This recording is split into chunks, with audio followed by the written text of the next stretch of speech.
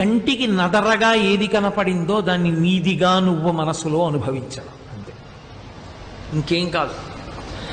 అవతల వారికి ఒక మంచి ఇల్లుంది, ఆ ఇల్లు నాదైపోతే, ఆ ఇంట్లో నేనుంటే, వాడు ఆ ఇల్లు నాకు అమ్మేసి వెళ్ళిపోయే రోజు వచ్చేస్తే, వాడు నాకు ఆ ఇల్లు ఇచ్చేస్తే, రాసి ఇచ్చేస్తే, నేను ఆ ఇంట్లో ఉంటే ఇక్కడ టీవీ పెట్టుకుంటాను, ఇక్కడ పూజ గది పెట్టుకుంటాను అని నువ్వు ఆలోచిస్తే వాడిని సర్వనాశనం చేసి ఆ ఇల్లు నువ్వు ఆక్రమించిన పాపం నీ ఖాతాలో పడిపోతుంది, ఏం అనుమానం లేదు.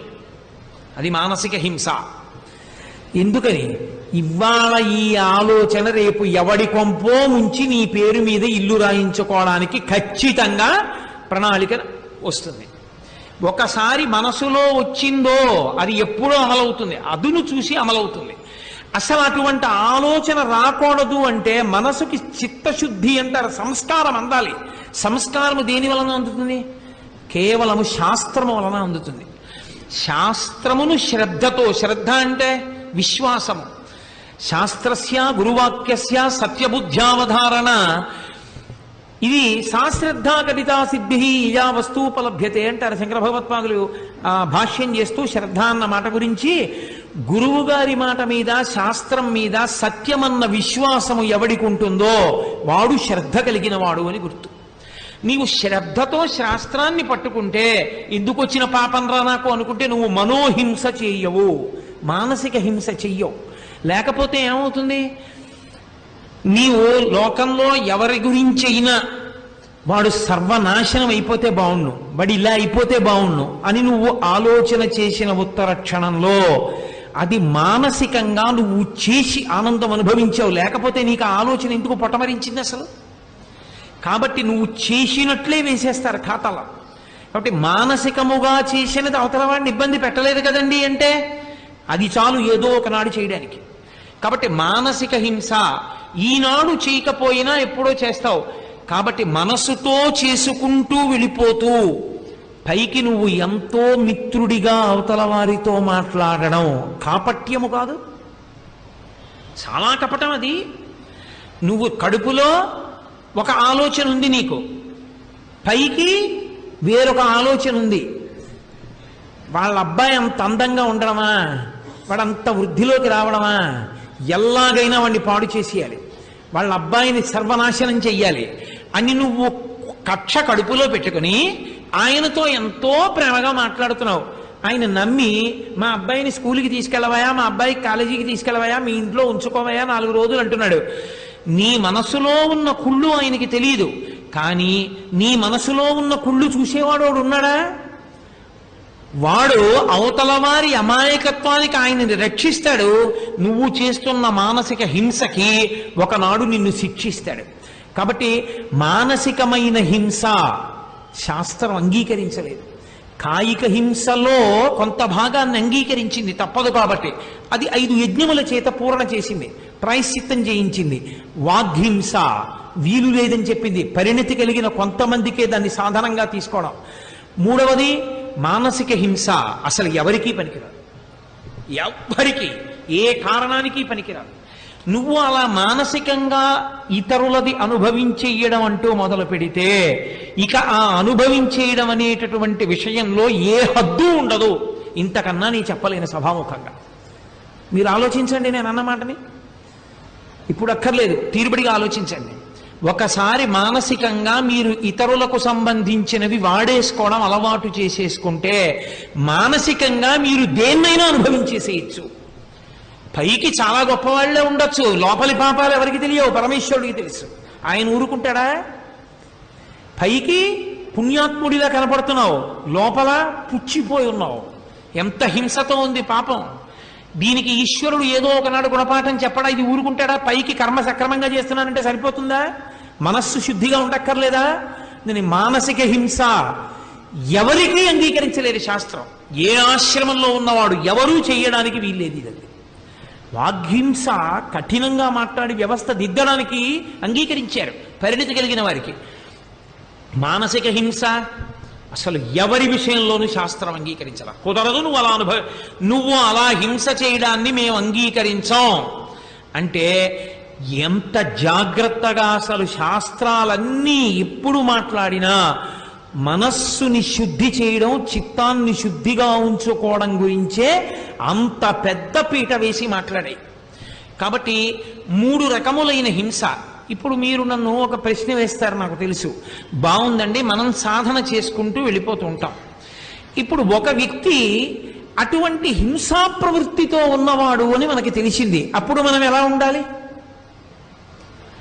అంటే శాస్త్రం అండి, అతన్ని దిద్దవలసిన పూచి నీకు లేకపోతే, ఆ కర్తవ్యం నీకు లేకపోతే, ఇప్పుడు నా శిష్యుడు దారి తప్పుతున్నాడు అనుకోండి, నా శిష్యుణ్ణి దారిలోకి తీసుకురావలసిన కర్తవ్యం నా మీద ఉంది, అప్పుడు నేను పూనుకోవాలి.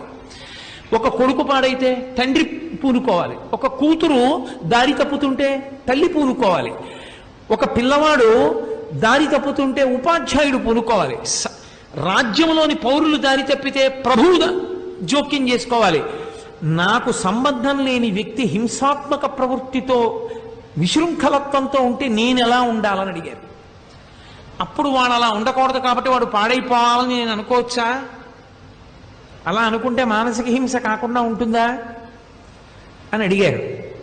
అలా నువ్వు అనుకోవడానికి వీలు లేదన్నారు.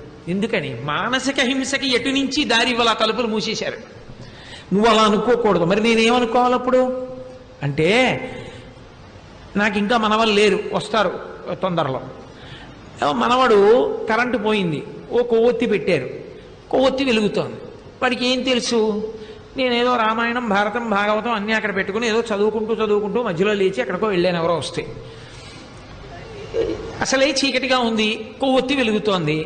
వాళ్ళ అమ్మమ్మ లోపల ఏదో పని చేసుకుంటోంది. వీడు ఆడుకుంటూ మనవడు ఆ కొవ్వొత్తి చేత్తో పట్టుకుని ఆ పెట్టిన కొవ్వొత్తి తీసేసి, ఎంత పెద్ద కొవ్వొత్తి తీయడానికి పెద్ద బలం ఉండాలేమిటి, తీసి వాడికి ఏం తెలుసు, దాన్ని తీసి పుస్తకాల మీద పెట్టాడు. అది రామాయణం, అది భాగవతం, అది భారతం. అవి ఆ కాగితాలు అగ్ని జ్వాలకి అంటుకుంటున్నాయి.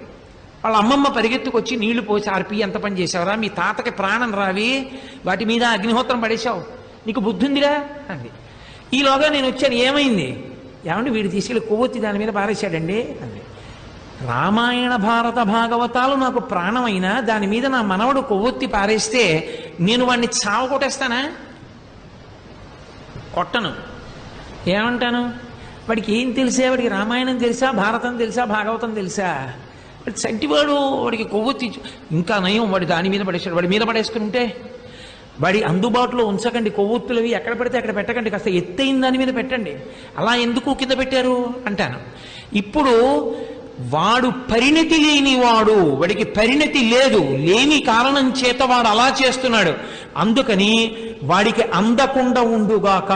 వాడు ఒకనాడు పెద్దవాడైన తర్వాత తెలుసుకుంటాడు, అప్పుడు వాడు సంస్కరింపబడతాడు అని నేను వాడి మీద ప్రేమతో ఉదాసీనుడనైనట్టు దిద్దవలసిన కర్తవ్యం నీది కాకపోతే నువ్వు ఉదాసీనుడవై ఉండు. ప్రేమతో వాడు దిద్దబడాలి, వాడికి ఈశ్వరానుగ్రహం కలగాలి, వాడు ఆ హింసా మార్గం నుండి బయటికి రావాలి అని తప్ప వాడు సర్వనాశనం అవ్వాలని నువ్వు అనకు. నీకెందుకు? నీదా కర్తవ్యం. అలా నువ్వంటే వాడు సర్వనాశనం అవ్వాలని అధికారం లేకుండా అన్నావు కాబట్టి నీకు మానసిక హింసా పాపం నీ ఖాతాలో వేస్తారు. అంత గమ్మత్తుగా మాట్లాడిందండి శాస్త్రం. ఎందుచేత అంటే ఎవరికి ఆకలేసిందో వాడన్నం తినాలి. ఇప్పుడు నేను చెప్తున్నది సభాముఖంగా చెప్తూ ఉండవచ్చు, కానీ అన్వయం అయ్యేది ఎవరికి వారికే అన్వయం. సభలో ఎవరికి వారే ధర్మ మార్గంలో ప్రవర్తించడానికి హేతువు కావలసి వచ్చినప్పుడు మార్గం ఇలా వినా ఇంకొకలా ఉండదు. అందుకే ఋషులు అంత జాగ్రత్తగా మాట్లాడతారు, అంత జాగ్రత్తగా వేదం మాట్లాడుతుంది, అంత జాగ్రత్తగా ధర్మశాస్త్రాలు మాట్లాడతాయి, స్మృతులు మాట్లాడతాయి. కాబట్టి ఇలా ఉండగలిగిన నాడు నీవు హింస చేసిన వాడవు కావు, అహింసావ్రతమును పట్టిన వాడవు. ఇప్పుడు ఈ అహింస అన్నది ఒకనాడు పూజా మందిరంలో నువ్వు కూర్చుంటే నీ దగ్గర ఉన్నటువంటి పరిమితమైన పువ్వు కాదిది. అది ఒక ఋతువులో దొరికే పువ్వే, ఇంకొక ఋతువులో దొరకదు అనుకోవడానికి. వసంత ఋతువులో వస్తుంది మల్లెపువ్వు, ఆ తర్వాత ఉండదు. అలా కాదు, మల్లెపూలు తెచ్చినా ఇన్ని తేగలవు. పూజ ఎంతసేపు చేస్తూ ఉండగలవు? కొంతసేపు చేయగలవు, గంట చేయగలవు, 2 గంటలు చేయగలవు, 3 గంటలు చేయగలవు, ఒక రోజంతా చేయగలవు, వారం రోజులు చేయగలవు. తర్వాత నీ పని మీద నువ్వు ఉండాలా? ఎప్పుడో అప్పుడు నువ్వు ఆ పువ్వులతో పూజ మాని బయటికి రావాలా? ఈ పువ్వు చేతిలో ఉన్నవాడు నిరంతరం విష్ణువుని పూజిస్తూనే ఉన్నాడు అన్నారు. నిరంతర పూజ చేస్తూనే ఉంటాడు. పైగా ఈ పువ్వుతో పూజ చేసిన వాడెవడో వాడే విష్ణువుకి ప్రీతిపాత్రుడు, విష్ణువు సంతోషిస్తాడు. ఎందుకని బాహ్య పూజ నుండి ఒక గుణాన్ని పువ్వుగా మార్చి ఈశ్వరుణ్ణి పూజిస్తున్నాడు. ఇప్పుడు ఈ అహింస ప్రథమం పుష్పం, ఈ పుష్పము చేత పూజ ప్రారంభించిన వాడు జీవితంలో ఎప్పుడూ అన్వయం చేసుకుంటూనే ఉంటాడు. ఇలా అన్వయం చేసుకుంటూ ప్రతివాడు ఉన్నాడు అనుకోండి, జనుల సంఘాతమే కదూ సమాజము అంటే.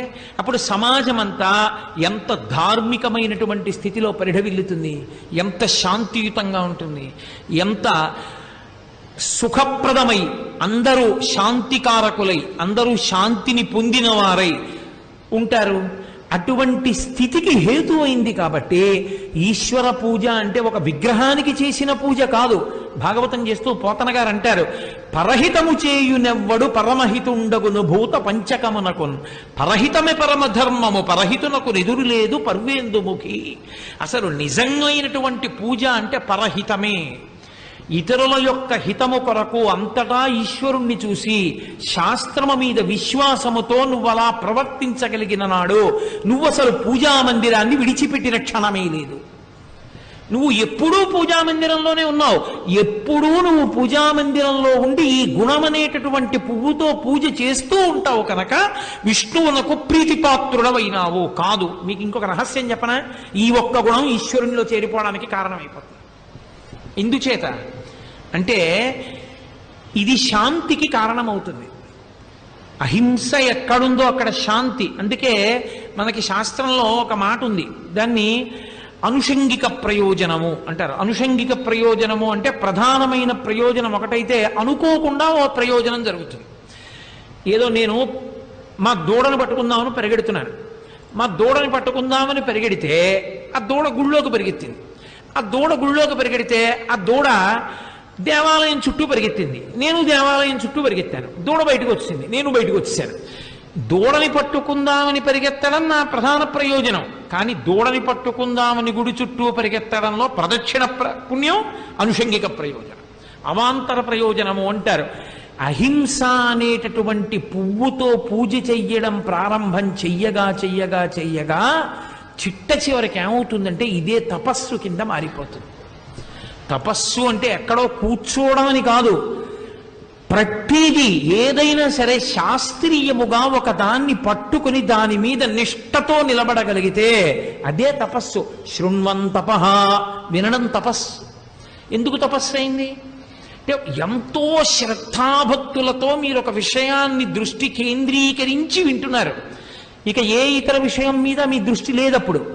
అదే విషయం మీద దృష్టి పెట్టి 2 గంటల పాటు విన్న కారణం చేత మీరు 2 గంటలు తపస్సు చేశారు అని వేస్తారు. మరి భాగవతం విన్న పరీక్షిత్తు మోక్షానికి ఎందుకు వెళ్ళాడు? తపస్సు అయింది కాబట్టి. అహింస గుణము చేత పూజ తపస్సు అవుతుంది. తపస్సు అయితే ఏమవుతుంది అంటే ఒక ప్రాణిని చెనకడం అన్నది లేని అహింసావ్రతం పాటించినవాడు ఎవరున్నాడో అహింసా ప్రతిష్టాయాం, ఎక్కడ అహింస ప్రతిష్ట అయినదో అక్కడ ఒక అవాంతర ప్రయోజనము జరుగుతుంది. ఆ వ్యక్తి వెళ్ళిపోవచ్చు కాలగతి యందు, కానీ అక్కడ ఒక విచిత్రమైనటువంటి స్థితి ఏర్పడి నిలబడిపోతున్నటువంటి మహాపురుషుడు ఒకడు ఉన్నాడు అని. తత్సన్నిధౌ వైరత్యాగ, ఆయన అహింసావ్రతాన్ని పట్టుకుని ఉండిపోయినవాడు కదూ. ఆయన కొంతకాలం అక్కడ ఉండి ఆయన శరీరాన్ని విడిచిపెట్టిన కారణం చేత ప్రకృతిలో ఒకదానికొకటి పుట్టుకతో శత్రుత్వం. అవి ఒకదానికొకటి అపకారం చేసుకోలేదు. పుట్టుకతో వాటికి ఒకదాని మీద ఒకటి శత్రుత్వం అంతే. ఒక పాము ఉంది, ఓ కప్ప ఉంది. కప్పకి పాముకి తగదా ఏం లేదు, కానీ కప్ప కనబడితే పాము మింగేస్తుంది. కప్పకి పాముకి పడదు, ఎలుకకి పిల్లికి పడదు, పెద్ద పులికి జింకకి పడదు, ముంగిసకి పాముకి పడదు, నెమలకి పాముకి పడదు. కానీ ఒక మహాత్ముడు ఉన్నాడు, ఆయన లోపల ఈ పువ్వు పట్టుకుని ఉన్నవాడు. ఆయన కొంతకాలం శరీరంతో ఉండి వెళ్ళిపోయాడు. వెళ్ళిపోయాడని గుర్తేమిటో తెలుసా? ఆయన తపశ్శక్తిని బట్టి ఆయన ఉన్న భూమి మీద అక్కడ పరస్పర విరుద్ధమైన ప్రాణులు కలుసుకుంటే ఒకదాన్నొకటి చెనకవు. అది తత్సన్నిధౌ వైరత్యాగ, సహజ సిద్ధమైన వైరాన్ని మరిచిపోతాయి. అందుకుని వచ్చింది శృంగగిరి పీఠం. శంకర భగవత్పాదులు మహాపురుషులు, జగద్గురువులు, కారణజన్ములు, అపర శివావతారులు కనుక వారు శృంగగిరి వైపుకి నడిచి వెడుతున్నప్పుడు ఆ పెద్ద కప్ప గుడ్లు పెడుతూ అది ఎండకి ఇంకా దూకడం కూడా మరిచిపోయి సూషించిపోయినప్పుడు ఒక నాగుపా వచ్చి దానికి గొడుగులా పడగపట్టింది. శంకర భగవత్పాదులు చూశారు. ఇప్పటికీ శృంగేరిలో తుంగానది స్నానానికి వెళ్లే చోట ఉంటుంది ఆ కప్పకి పాము పడగపట్టిన ప్రదేశం, చిన్న గుడిలా కట్టారు అక్కడ. వెంటనే శంకర భగవత్పాదులు ఆగి చూశారు. హో, ఇక్కడ ఎవరో ఒక మహాపురుషుడు అహింసావ్రతంతో తపస్సు చేశాడు, ఎవరు అని దివ్య దృష్టితో చూశారు. ఋష్యశృంగ మహర్షి తపస్సు చేసినటువంటి ప్రదేశం.